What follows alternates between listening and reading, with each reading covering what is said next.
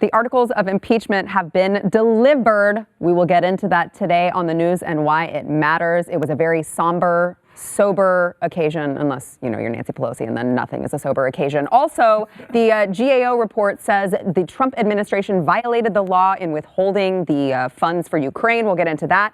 And, of course, the hot mic audio between Grandpa Bernie and Pocahontas. We've got a lot to get into in case you haven't noticed, and it starts right now.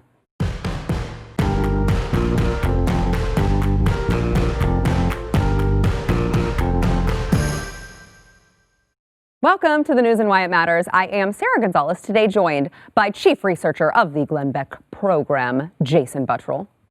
Hello. Yes, ma'am. Hello. Thanks for having me. He looks really enthusiastic. He's like, more impeachment. Yeah. I know you're not enthusiastic, Jason, to get into impeachment because before we got started, he was like, I don't want to talk about impeachment. I'm like, cool, we're just leading the show with it. So thank you. We've also got Luke Macias, political consultant Luke Macias, and also back with us, a double dose of Peter Hasson, author of The Manipulators, which you can pre-order on Amazon right now. Go do it. It's about big tech and the censorship of conservatives. So, kind of affects all of us. So you're going to want to go read that. Before we get into the program, we would like to thank our sponsor, My Patriot Supply. So a famous movie villain once said, introduce a little anarchy, upset the established order, and everything becomes chaos. And I think we've seen lately truer words have never been spoken. History has demonstrated this truth repeatedly, whether it be a stock market crash, a terrorist attack, maybe the power goes off longer than expected. These things can happen without warning. And when it's breaking news, you can't prepare by that point, because then you're already at an emergency and you're scrambling to get what you need, get out of town.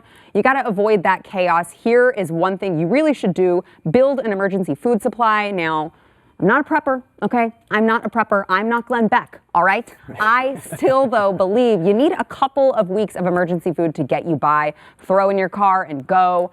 You can get started with a 2-week food kit. This week, save 40% on these food kits when you go to a special website. It is preparewithglenn.com. These kits include breakfast, lunches, and dinners. They last up to 25 years in storage. They come in this really easily, you can store it very easily in this box, and they arrive to your door with guaranteed 2-day delivery. So you can hope that nothing in the next 2 days happens that's an emergency, because you won't have it yet. But you have to go to preparewithglenn.com right now. Save 40%. That is preparewithglenn.com. You don't want to get stuck in the moment without your emergency food supply. So the impeachment articles have been delivered.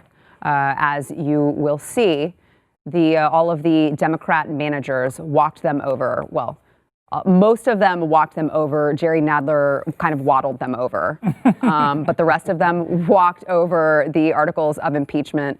Very, very somber, momentous occasion. I'm sure that they were very upset to be doing that. Jason, did you see Nancy Pelosi? I know you said you're like, ugh, impeachment. I don't want to talk about it anymore. But did you see Nancy Pelosi, all of the pens that she used, her somber appearance when she was signing it? Did you see that? It was heartbreaking. I almost did not make it through because it was like that scene in Up. You know what I mean? We were like, no, you lost her. I didn't make it through that. Almost didn't make it through this. Yes. So as you saw on the program yesterday, we showed Nancy Pelosi making her speech, talking about how this was, what did she say, Peter? It was not partisan. It was not political. It was just patriotic. Basically the opposite of how she portrayed it by essentially having like a post-game celebration afterwards. Yeah. If it's a truly somber occasion, you shouldn't be treating it like, it's the locker room right after you won the Super Bowl. Right. Which is exactly what they did. So here is Nancy Pelosi signing the articles of impeachment. As you can tell by the look on her face, she is taking this very seriously. Watch.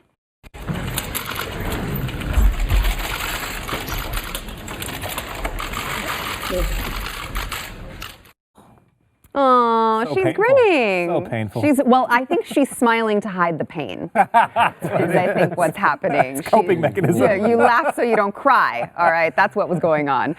Meanwhile, I know Chief Justice Roberts was, he's swearing in everyone he was sworn in. So we've gotten that out of the way. And Representative Jerry Nadler made a statement that the Democrats are prepared for Hunter Biden to be called as an impeachment witness, but I hope it doesn't happen. He said any witness who has information about whether that is true or not true about the allegations is a relevant witness. Anybody like Hunter Biden, who has no information about any of that, nothing to see here, is not a relevant witness. Any trial judge in this country would rule such a witness as irrelevant and inadmissible. Okay, sorry, I have to cut in there. If, and only if, the narrative is as the Democrats say it is. Only if. Well, right, but they've already painted that as fact. Right. And that's what they're trying to do. They're trying to direct it. Well, obviously, we've already proven in our, sham of an investigation that this is fact, and there's absolutely no other reason that Trump would have wanted to withhold the aid. Right. Therefore, all of these other things that Republicans are trying to say, hey guys, we should probably look at this because this is kind of some context. None of those apply. Right. So if you want, so what they're going to do, and with what they have been doing, is they're saying this is just a big diversionary tactic. Mm-hmm. They don't want you to focus on the facts that we've laid out that are truly factualized and everything. Just trust us. If they want you to focus on that and not the predication for why did President Trump ask to know about investigations. Mm-hmm. Now, if the investigations are purely based off of a political, a preliminary strike, mm-hmm. To knock out Joe Biden, which hadn't joined the campaign at the moment, then that would look kind of fishy. Unless you know, and there's only you know exactly probably where I want to go with this, but I can't say yet. Yeah. But unless you know what Hunter Biden, in the case with Hunter Biden, and his involvement with Burisma and all that, where it leads to eventually. I do know. But if you know that, that's kind of the Rosetta Stone for knowing, gosh, I'm so going to get in trouble by the boss if I continue to go. But it happened on my show. Exclusive. Yes. This is why it matters. This is the tease for what you guys are going to see. Tried to get the subscribers. It is no wonder that Hunter Biden, they don't want Hunter Biden to be called. It's the center of everything. It has nothing to do with politics. Yeah. Nothing at all. Yeah. I'm going to shut up at that. Okay. So, Luke, it seems to be that the thing that they say is the diversion is just, the Democrats' diversion, right? They're saying the Republicans are the ones that are doing the diversion, and that's actually the diversion, if that makes sense. Let me just draw you a flow chart right here. Thank you for that. So Jerry Nadler reminds me, his sense of justice reminds me of 8-year-old me when I would tattletale on my brother and go to my mom. And I had 2 brothers and 4 sisters. Most of my tattling was on one of my 2 brothers. And I'd run up to her and say, you don't understand what Caleb just did. You've got to punish him. And she would go, okay, well, let me go talk to Caleb. And I'd be like, whoa. No, you don't want to do that. Trust me, I know how bad. I'm just telling you, it's horrible. No need for additional questions. And that to me is Jerry Nadler right now, right? He's like, here you go. Well, what about, we're somber, we're crying, we're so sorry it happened. Just convict him. It's amazing to watch. It's strange. Both Nadler and Schiff were made managers. Now, I don't really know all the rules, so I probably shouldn't even talk about it. But can managers actually testify in the Senate impeachment trial? Or are they protected from that because they're managers? No, I've seen that question raised, and what I saw, if the reporting was correct, was that Schiff was going to act as a manager and a witness. And a witness. Yeah, which that's why the question was, how is this even legal and or something that they're going to let happen? Especially if you're going to go down the lines of, the whistleblower. Mm-hmm. That is a huge, if credibility in a court means anything, you've got to answer that question that's already been reported in places like the New York Times. Yeah. You've got to answer the fact that, look, were you in contact before he even made this complaint official? Right. Did you help him find these lawyers that are ridiculously biased as well, that said that the coup was on? I think that was a direct quote, wasn't it? The coup was on? The coup was on. Mm-hmm. I know. It's unbelievable. Peter, I feel like with Hunter Biden, and it's like this common theme with the Democrats that they don't allow context. There's no context allowed. You can't call Hunter Biden because that would give context. You can't, everything they do no context. We're just going to take something and assign our own meaning to it and rewrite history. History didn't happen until Donald Trump became president, and no context allowed. Yeah, and it's important to keep in mind that by demanding the Senate hear all these witnesses, this is what Democrats are opening themselves up to. If they had taken a longer process in the House to call the witnesses that they wanted called now in the Republican-controlled Senate, they wouldn't have to be having these conversations. But because they rushed through impeachment, and now that they're demanding Mitch McConnell give them everything they want, guess what? Cocaine Mitch doesn't play that way. If one side's going to come out of it, it's not going to be something where only one side is going to get what they want. Right. Yeah. And if they thought they had something explosive, they would have called them before, which they all know that they don't have. There's also all this stuff with Parnas now coming out with the text messages and that memo and stuff. They know exactly what he had before, but they decided not to put it in the official, batch of evidence that they submitted. Why? Because he's full of crap. Parnas, reminder, Parnas is the guy that lied and said that Nunes was meeting people in Vienna and getting secret information, which he completely destroyed that, and now Nunes is suing people over that. He's suing a lot of things and animals and stuff like that lately. But even still, the guy's a liar. He is not credible at all. He'll say anything, whether it's on Maddow or whether it's on Hannity. Well, and that's what I was going to say is, it's interesting that they knew that he was not a credible person. And now all of a sudden, Rachel Maddow was like, oh, please come on my show and give us the scoop since you are so trustworthy. Funny how they kind of flip right there when there's something he might say damaging. I love her big scoops. Like that last night was a huge scoop. Oh, yeah. And the president's tax returns from 1942, huge scoop. Yeah. Oh my gosh, stop the presses. Shut up, Rachel. While we're on the subject of impeachment, not a great time for this to drop for the Trump administration. The new Government Accountability Office memo just released, just as articles of impeachment are being, of course, transmitted from the House to the Senate, says that the Trump administration violated the law by withholding aid to Ukraine. They said delaying aid to advance a policy agenda rather than for programmatic reasons is illegal. It read, faithful execution of the law does not permit the president to substitute his own policy priorities for those that Congress has enacted into law. Jason, what are your thoughts? Crazy statement. So the president is by law able to do things like that. Like if Congress passes, we're going to give a gazillion dollars to the island of Guam so it doesn't tip over. Then but then the president finds out that there's some corruption there, and he wants to stop that for a little bit. Well, he can do that because there's the Impound Control Act. Control Act. Yeah. Yes, he can do that under that act. Now, them wording it that way is so odd, because they're basically talking Democrat talking points at that point. They're saying, yeah, he did it for political purposes. Right. And again, if they haven't proved that. They haven't proved that. You don't know the context, which the Democrats would call a diversion. Right. But no, it's that's context. The actual diversion. It's calling it a diversion. Right. So I took huge offense to them actually, just falling in line and saying, yeah, what they're saying is right. They're supposed to be completely impartial. They're not doing in that case. But again, I can't stress enough, once you find out what actually is involved with stopping that aid and what it's tied to, Hunter Biden, then you did it again. You're supposed to stop me in these things. Stopping you. Keep going. Just have it right down. That's the whole scope. Do it. Jason, keep me in check. Tell everyone. But then when you find this stuff out, you realize that it's not political at all. Yeah. Luke, the Office of Management and Budget, who of course was the office who withheld the funds, obviously disagreed with the assessment of the GAO report. They said that OMB uses its apportionment authority to ensure taxpayer dollars are properly spent consistent with the president's priorities and with the law.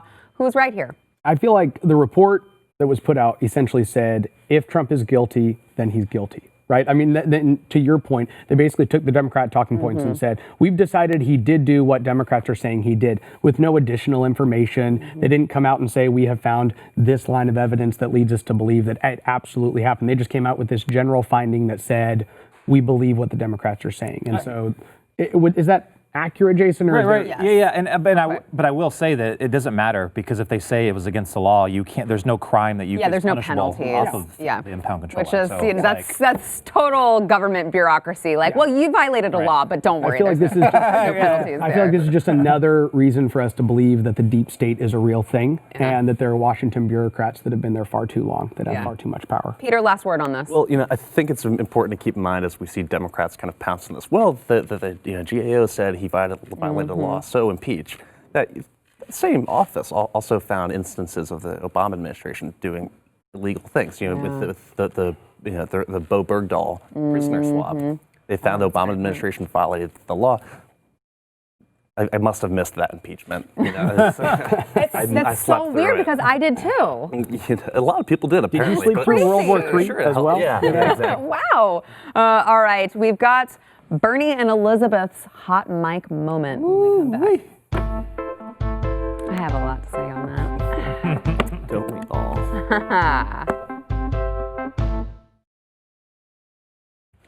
Yesterday, we discussed the awkward moment where Bernie Sanders and Elizabeth Warren had this tense exchange at the end of the Democratic debate this week. And the New York Times had an article that said, well, this is what we heard happened.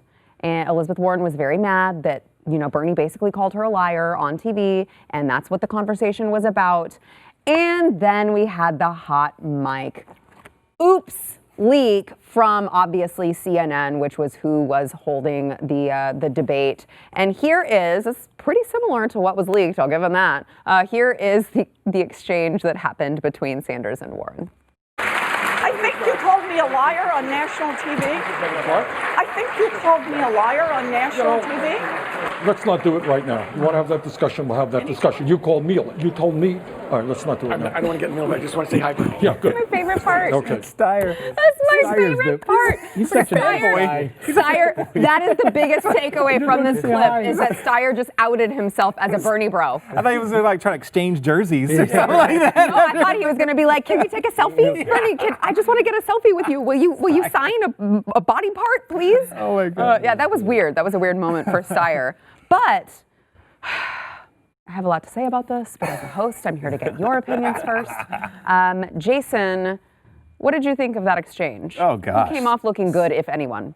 Well, Bernie. And I totally believe Bernie on this. I do not believe Elizabeth Warren. That's what's so hilarious. First of all, how insufferable is CNN on this? They manufactured this thing from the get-go. Yes. And this was just a part of it. In cahoots with questioning. the Warren campaign. Warren probably had an earpiece, and they were like, "All right, Elizabeth, move in now." And I'm sure that would not surprise me. So this is absolutely ridiculous. But why is this is so hilarious? She has no credibility whatsoever. How many lies has she been caught in over this election?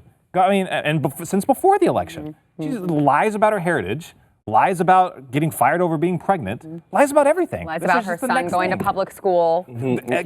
We've lost count. We're running out of fingers. So this is, who cares? Lies every time she says that taxes won't go up on the middle class for all of her plans that are going to cost the taxpayers gazillions more dollars. Luke, what was your take?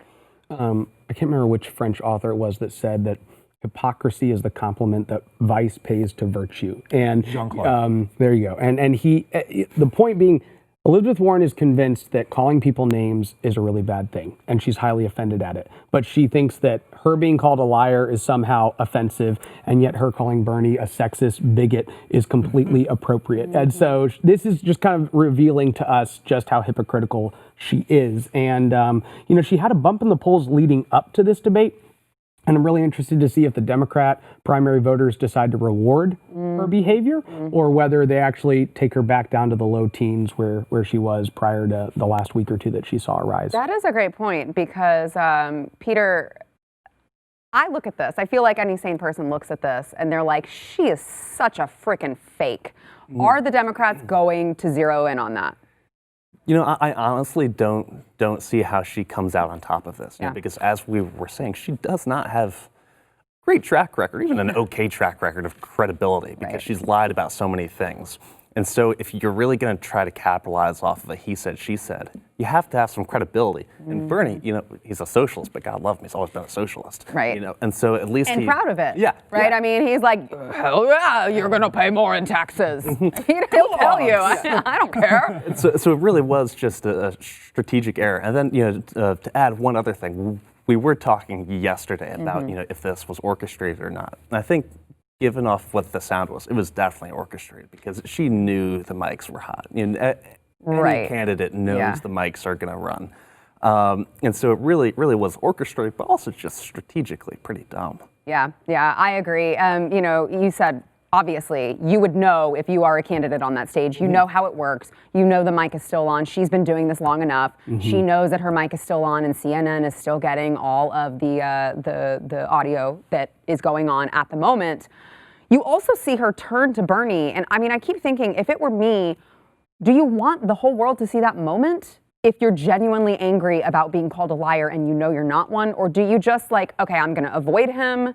I don't want to look unprofessional in front of everyone. I'm just going to avoid him and, I'll deal with it privately. She chose to turn to him and it was like she was seeking him out. Yeah. She walked over to him so that he could extend his hand, so she could have that big moment where she was like standing up to the man, and it was so inauthentic. I can't see how anyone could view it as real. But Bernie had already denied it. So she knew what he'd already said this. So she knew what his stance was. She knew that he'd already said in print media, that no, I did not do this. So I mean, it's not like she was all of a sudden shocked on national TV that he denied it for the second time. Right. I mean, there's no doubt in my mind this was a total and complete setup. If you're Elizabeth Warren, I mean, if you're thinking about voting for her, what is appealing about someone that her entire shtick is just playing the victim? Yep. It's either playing the victim that she's a minority. It's either playing the victim that she was pregnant, playing the victim that whatever, pick your thing. And now it's playing the victim because, all those, dangerous men don't think that a woman can be. I'm sorry. A woman like you, he shouldn't be president. Maybe that's what he said. Well, actually, Elizabeth, maybe a woman can be president, but I don't think it should be you. Nikki Haley, go. I mean, but seriously, it's like, I don't think that America as a whole has a problem with a female president. It's just that we keep getting these candidates that are like Elizabeth Warren. They're so stereotypically what people think is bad about females. They're manipulative, they're conniving, they're petty, they're dramatic. I mean, she went for this big dramatic moment. I'm like, that doesn't look good. Americans don't want to be told who to vote for because of who you are, right, or where you came from. We want to be told to vote. We want to vote for you based off of what you represent, not because of who you are. I think Amy Klobuchar actually is a much bigger threat. I've always said that if she were to ever get the nomination, because she has that appeal regarding her personality. And the New York Times did polling 6-7 weeks ago in all these swing states when Elizabeth was underperforming all the other candidates. And they were trying to make it sound like a sexist thing, but then it came out that a lot of the people that are voting for Bernie and not her are women. And that kind of came out in one of their conversations when they were digging through the crosstabs. So it's just a major Warren problem, not a woman problem. All right, we have got to take a break. We'll be right back.